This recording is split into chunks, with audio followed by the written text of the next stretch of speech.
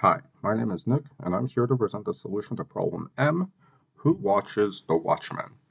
In this problem, there are n sentries in 3D space, each facing some direction.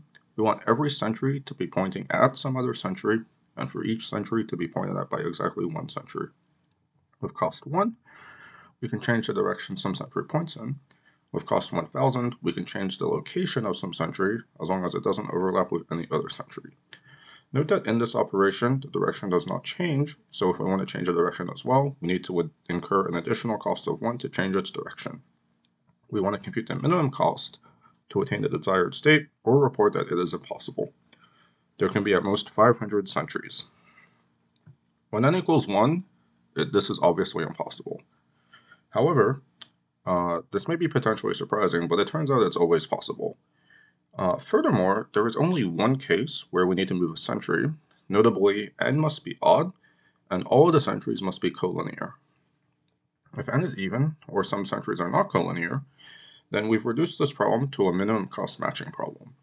So we can connect sentries I to j if I can directly see j, or we can connect I to j with an edge of cost 1 if there is no other sentry on that line segment. This corresponds to changing the direction. The collinear case is the only case that is left. In this case, we have to move one sentry. Since moving one sentry is more expensive than rotating all sentries, it is never optimal to move more than one sentry. Because n is small, we can afford to brute force which sentry to move out of the line, so when we move a sentry, we can form a cycle with some subsegment of sentries and the move sentry. All of the other sentries must be paired off pairwise. We'll need to use 3D rate intersection to determine the cost of that cycle, and then with some prefix sums, we can compute for fixed prefix of sentries the minimum cost needed to pair off all of the sentries. Here we present a case when they're all collinear.